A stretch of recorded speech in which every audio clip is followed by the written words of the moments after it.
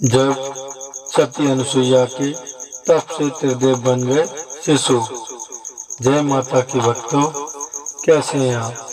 आशा करता हूँ अच्छे ही होंगे।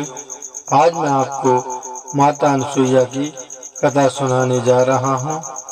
कथा को ध्यान से सुने, पूरी सुने, तभी कथा समझ आएगी। कथा को अधूरा नहीं छोड़ें। तो सुनते हैं माता अनुसुईया की कथा।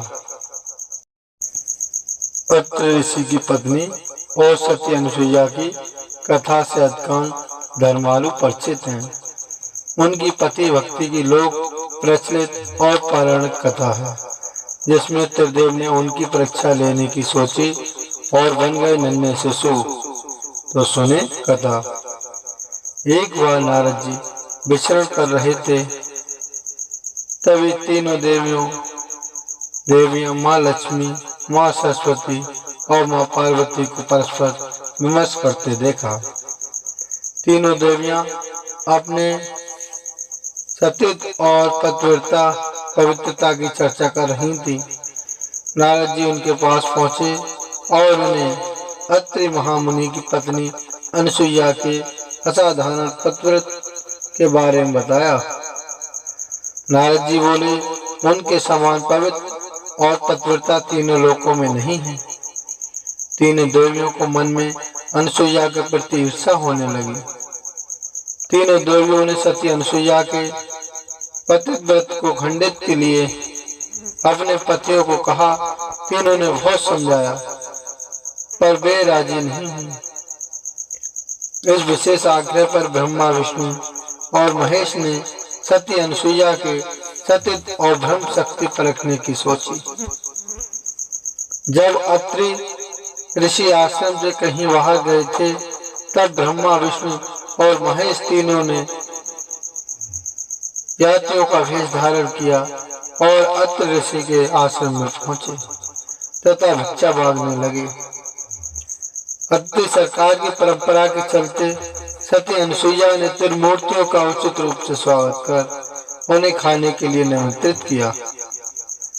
लेकिन यात्रियों के भेष में त्रिमूर्तियों ने एक स्वर में कहा, हे साध्वी, हमारा एक नियम है कि जब तुम निर्वस्त्र होकर भोजन परोसोगी तभी हम भोजन करेंगे।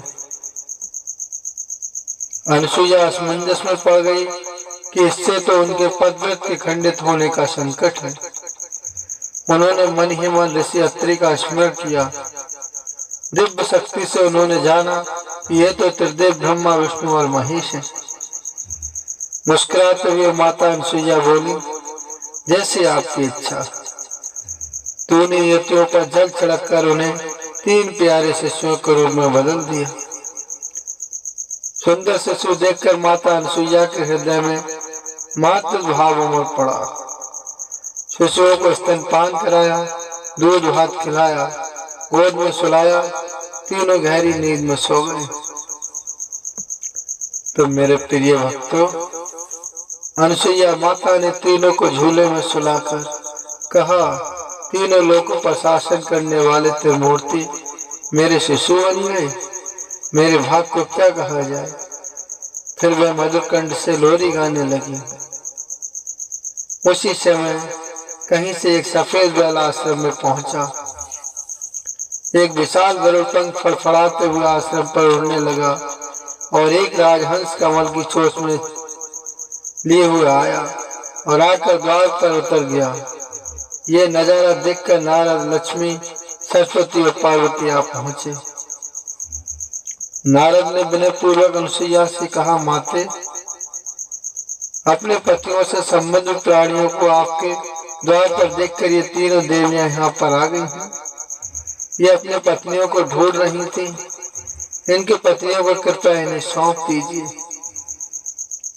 तो मेरे प्रिय भक्तों, अनुसुईया ने तीनों देवियों को प्रणाम करके कहा, माताओं, झूले में सोने वाले शिशु अगर आपके पति हैं तो इन्हें आप ले जा सकती हैं। लेकिन जब तीनों देवियों ने तीनों शिशुओं को देखा तो एक समान लगने वाले तीनों शिशु गहरी निद्रा में सो रहे थे। इस पर लक्ष्मी, सरस्वती और पार्वती भ्रमित होने लगी। नारद ने उनकी स्थिति जानकर उनसे पूछा, आप क्या अपने पति को पहचान नहीं सकती? जल्दी से अपने अपने पति को गोद में उठा लीजिए। देवियों ने जल्दी में एक एक शिशु को उठा लिया। वे शिशु एक साथ त्रिमूर्तियों के रूप में खड़े हो गए। तब उन्हें मालूम हुआ कि सरस्वती ने शिव जी को, लक्ष्मी ने ब्रह्मा को और पार्वती ने विष्णु को उठा लिया है। तीनों देवियां शर्मिंदा होकर दूर जा खड़े हो गई। तीनों देवियों ने माता अनुसुईया से क्षमा याचना की और ये सच भी बताया कि इन्होंने ही परीक्षा लेने के लिए अपने पतियों को बाध्य किया था। फिर प्रार्थना की कि उनके पति को पुनः अपने स्वरूप में ले आए। माता अनुसुईया ने त्रिदेवों को उनका रूप प्रदान किया। तीनों देवपति अनुसुईया से प्रसन्न हो बोले, देवी वरदान मांगो। त्रिदेव की बात सुन अनुसुईया बोली, प्रभु आप तीनों मेरी कोख से जन्म लें, ये वरदान अन्यथा नहीं। तभी से वह मां सती अनुसुईया के नाम से प्रख्यात हुई तथा कालांतर में भगवान दत्तात्रेय रूप में भगवान विष्णु का, चंद्रमा के रूप में ब्रह्मा का तथा दुर्वासा के रूप में भगवान शिव का जन्म माता अनुसुईया के गर्भ से हुआ। मतांतर से ब्रह्मा के अंश से चंद्र, विष्णु के अंश से दत्त तथा शिव के अंश से दुर्वासा का जन्म हुआ। तो मेरे प्रिय माता के भक्तों, अगर कथा अच्छी लगी हो तो चैनल को लाइक और सब्सक्राइब जरूर कर दें और बेल आइकन वाला बटन दबाना ना भूलें, ताकि मैं ऐसी आपको नई नई कथा सुना सकूं। कथा समाप्त होती है। जय माता की।